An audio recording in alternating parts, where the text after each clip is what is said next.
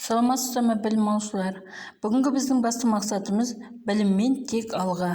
Қазақстан тарихы пәні сабақтың тақырыбы Қазақстанның саяси жүйедегі өзгерістері. 1991 жыл 16 желтоқсан Қазақстан Республикасының тәуелсіздік күні. Сабақтың мақсаты 20 ғасырдың 90 жылдарындағы қазақ қоғамының саяси өміріндегі өзгерістер, тәуелсіздігіміздің жариялануы, ондағы мемлекеттік құрылымдардың қалыптасуы, жіберілген кемшіліктер, қол жеткізген табыстар, саяси мүмкіндіктер туралы оқып үйренеміз. Бүгінгі сабағымызда қарастырылатын негізгі мәселелер тәуелсіздік ұғымы, мемлекеттік рәміздер тарихы, ұлттық валюта, ішкі әскердің құрылуы, ғарышты игеру, нарықты экономикалық және көппартиялық жүйенің қалыптасуы туралы мәселелерді оқып үйренеміз. Оқушылар, бірінші тәуелсіздік ұғымына тоқталайық. 1991 жыл 16 желтоқсан Қазақстан Республикасының мемлекеттік тәуелсіздігінің жариялануы тәуелсіздік күні болып белгіленді. Еліміз тәуелсіздік алды, жаңа заман басталды. Ол тәуелсіздік дәуірі. Тәуелсіздік ұлттық сананы оятты, баршаны ата-баба жолына үңілдірді. Ол отан, бостандық, тәуелсіздік, егемендік, ұлтжандық деген сияқты ұғымдарды тәуелсіздік биігінен қайта қарауды түсіндірді. Тәуелсіздік халқымызға аспаннан түскен құдіреттің сыйы емес, ол ғасырларға созған ата-баба қанды жорығының, дауылды дабылды күресінің заңды жалғасы. Жатса түсінен, тұрса есінен бір сәт кетпеген бабалардың ғасырлық арманы еді. Тәуелсіздік жолы ұзақ жол, ғасырлық жол. Ол ата-бабаларымыздың жолы, ерлік жолы. Тәуелсіздік жолы, қасиетті жол. 1991 жылы еліміз тәуелсіздік алғаннан кейін ел тұтқасын алған елбасымыз тәуелсіз елімізді дамытуға үлкен күш салды. Нұрсұлтан Әбішұлы Назарбаев еңбек жолын 1960 жылы Қарағанды облысының Теміртау қаласында қазметаллургия құрылыс тресінде жұмысшы болып бастады. 1969 жылы партия комитетке ауысып, Теміртау қалалық комсомол комитетінің бөлім меңгерушісі, екінші хатшы болып қызмет атқарды. 1973-1977 жылдары Қарағанды металлургия комбинатында партком хатшысы, облыстық партия комитетінің екінші хатшысы қызметтерін атқарған.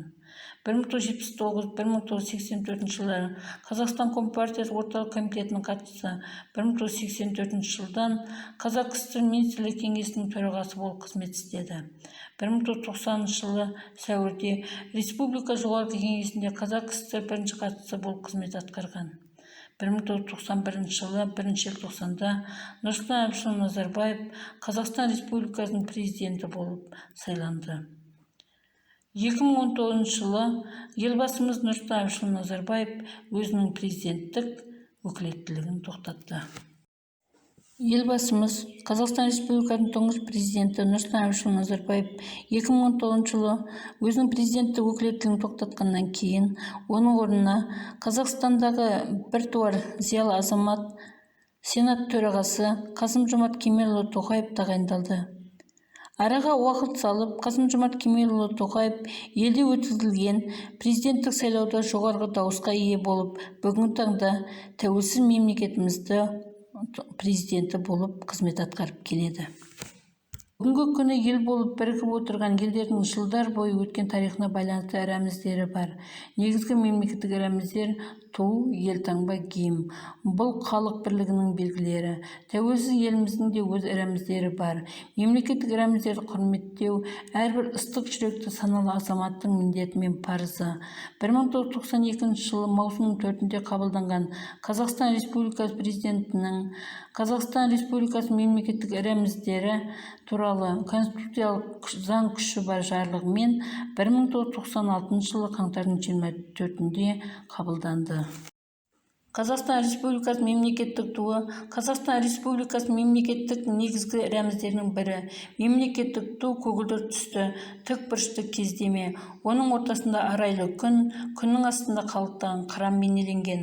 Ағаш сабына бекітілген тұста ұлттық оюмен кестеленген тік жолақ өрнектелген. Күн, арай, қыран және ою өрнегі алтын түсті. Тудың ені ұзындығының жартысына тең. Қазақстан Республикасы мемлекеттік туының авторы суретші Шәкен Ниязбеков. Бірыңғай көк көгілдір түс төбедегі бұлтсыз ашық аспан биік күмбез елестетеді және Қазақстан халқының бірлік ынтымақ жолына адалдығын аңғартады. Бұлтсыз көк аспан барлық халықтарға әрқашанда бейбітшіліктің, тыныштық пен жақсылықтың нышаны болған. Қазақстан Республикасының мемлекеттік елтаңбасы. Қазақстан Республикасының мемлекеттік елтаңбасының авторлары Жандарбек Мәлібеков және Шотау Уәлиханов. Қазақстан Республикасының мемлекеттік елтаңбасында көгілдір түс аясында шаңырақ бейнеленген. Шаңырақта айнала күн сәулесіне тарап оқтар шаншылған. Оны аңыз әңгімелердегі пырақтар қанатты көмкеріп тұр. Елтаңбаның жоғарғы жағында 5 бұрышты жұлдыз, ал төменгі жағында Қазақстан деген жазу бар. Қазақстан Республикасының мемлекеттік елтаңбасының бейнесі 2 түсті, алтын және көгілдір түсті. Кез келген мемлекеттің рәміздерінің ең маңызды киім. Киім мемлекеттің салтанатты әні. Ол халықты әйгілі етеді. Оның сөздерінде халықтың мыңдаған жылғы тарихы бар. Бүгінгі өмірі мен келешек арманы айтылған. Киімді түрегеліп тұрып тыңдайды, айтады. Бұл өз мемлекетіне деген құрметті көрсетеді. Халық өмір салтын, бүгінгі тіршілігі мен келешек армандарын, мың жылғы тарихын осы әнге сыйғызған. Біздің мемлекетімізде де менің Қазақстаным мәні еліміздің гимні болып табылады. Бұл ән 1959 жылы жазылған. Әнді Жұмекен Нәжмединов пен белгілі оңтүстіктен шыққан аяулы азамат Шәмші Қалдаяқов жазған. Әнді алғаш орындаған Қазақстанның халық әртісі Жамал Омарова. Әнде халықтық патриоттық сезім бейнеленген. 1986 жылы менің Қазақстаным әні босанып таңсан қазақ жастарының бейресми патриоттық әніне айналды.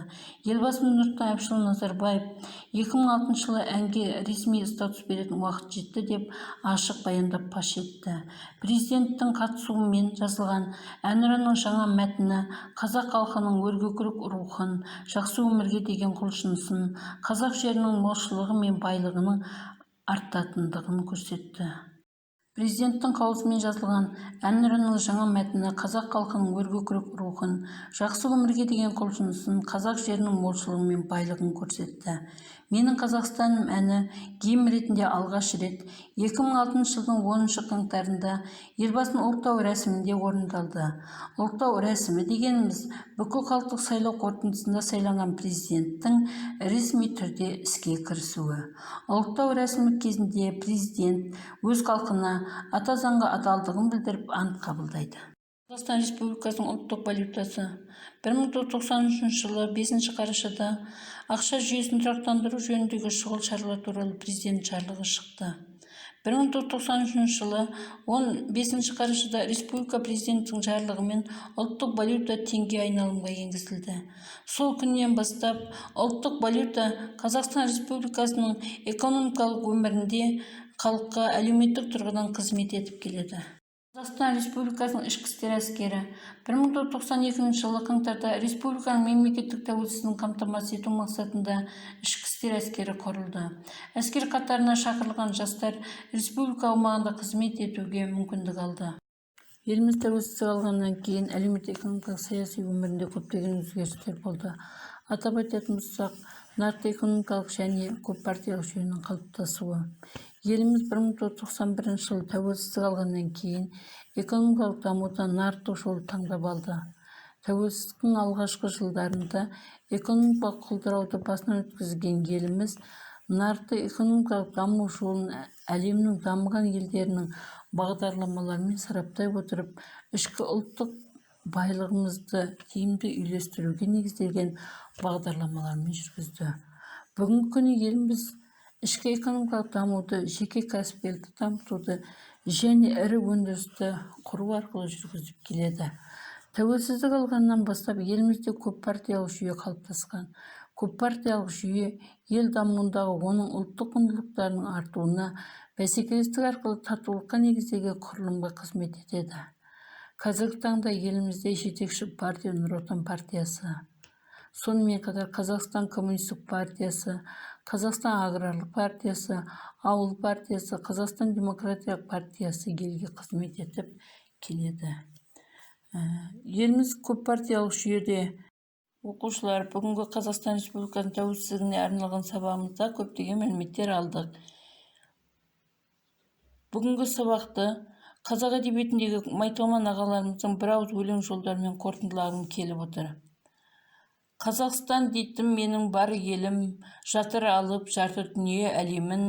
Бұл даланы анам жаспен суарған, бұл далада атам қолға туалған. Бұл далада жылап жүріп жуанғам, бұл даланы көріп алғаш қуанғам. Бұл далада өскен жанда жоқ арман. Ата-бабаларымыз сан ғасырлар бойы армандаған тәуелсіздік бүгінгі бақытты ұрпақ біздердің бағымызға бұйырды.